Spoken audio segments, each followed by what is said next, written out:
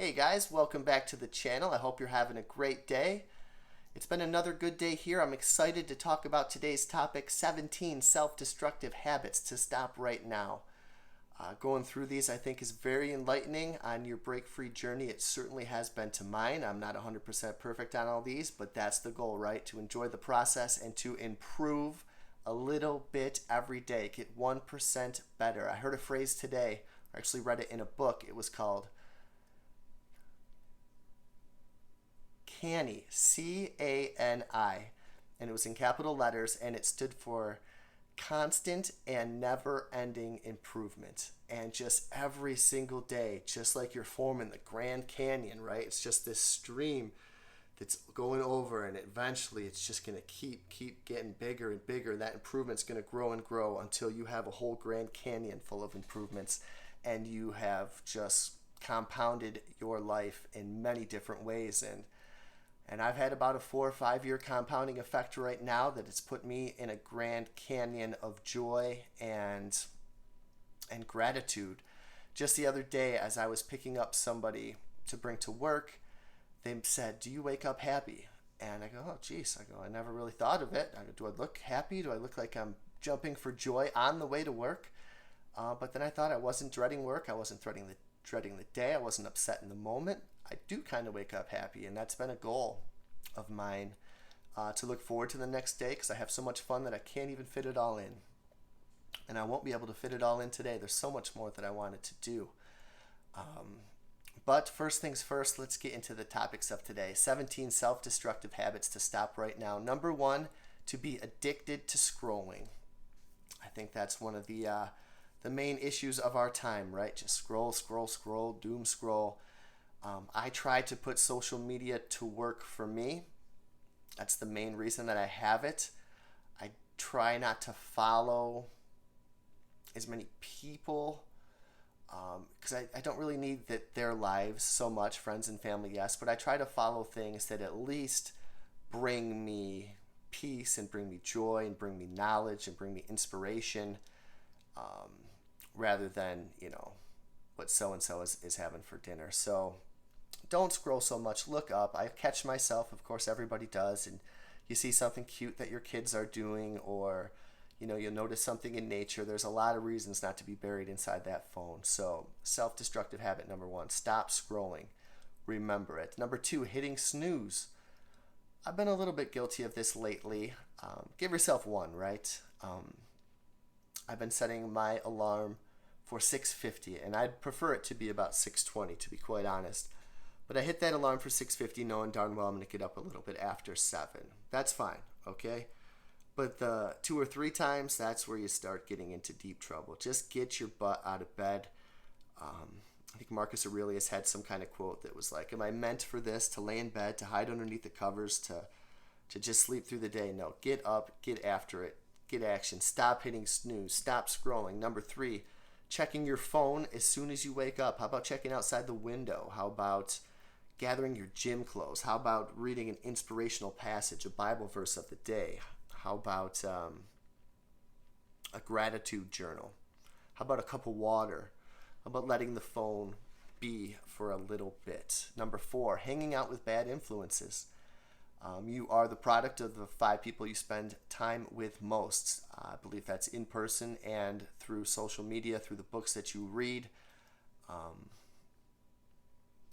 Hanging out in bars with people who are not putting their best interests, their family's best interests first, it's not going to be good. I want to hang out with bad influence. I want to hang out with good influences.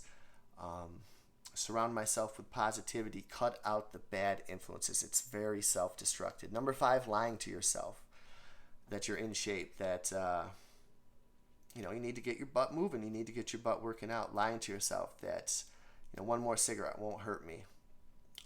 It's slowly killing you. Lying to yourself that you have time. No, time is of the essence. It's our greatest non-renewable resource. Make use of your time.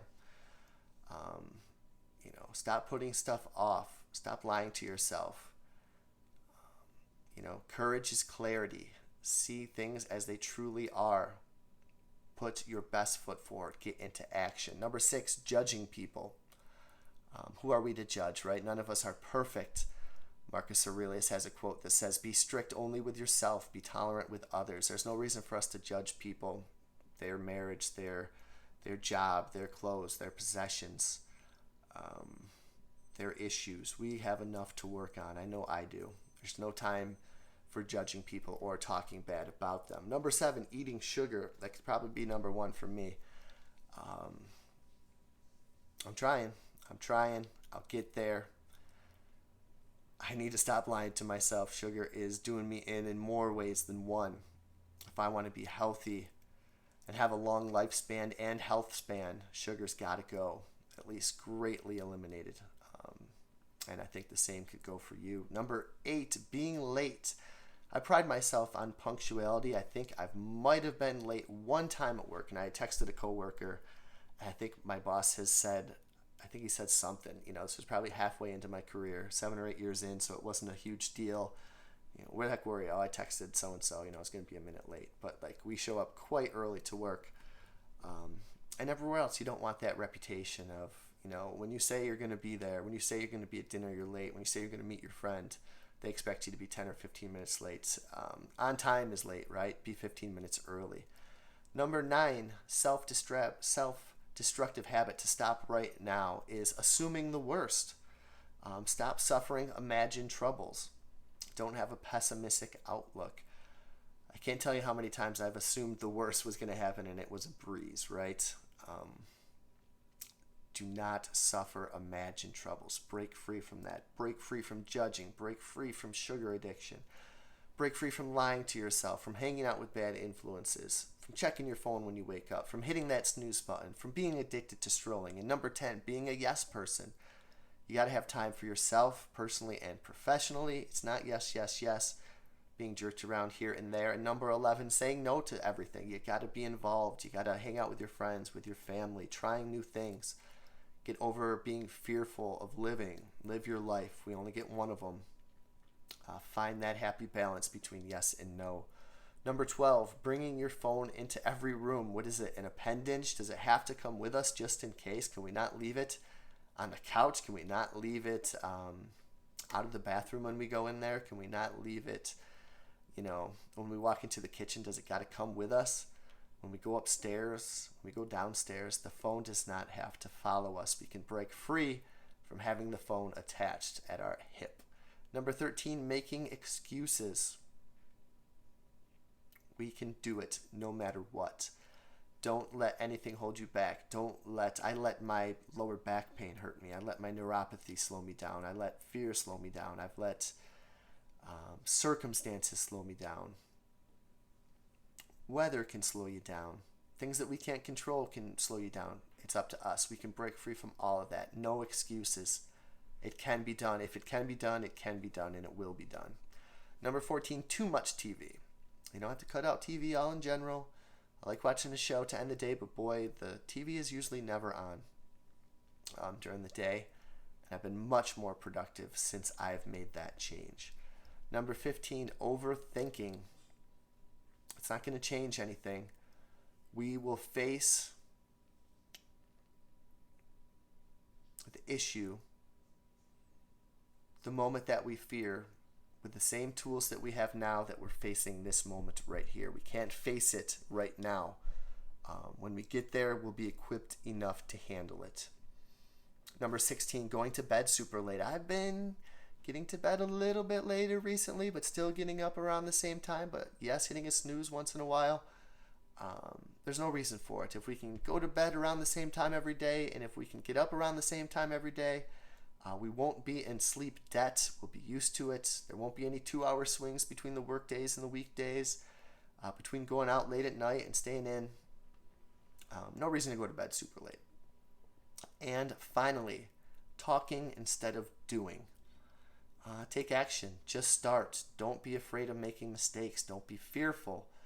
Talking instead of doing. I've been talking a lot about real estate lately to myself, to my family, a little bit on this channel.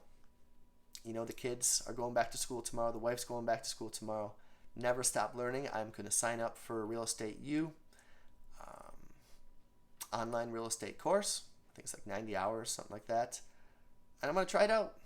what's the worst thing that can happen? But I'm going to take that step instead of just memorizing vocab, reading this or that, getting all ramped up and taking no action. It's time to take action. It's time to break free. Break free from each of these 17 self-destructive habits. Make a little bit improvement on them every day. Wake up a little bit earlier. You know, spend some time with positive influences. Get your butt right out of bed. Start experiencing things. Scroll less. Turn the TV off. No excuses. Let's do this. Break free.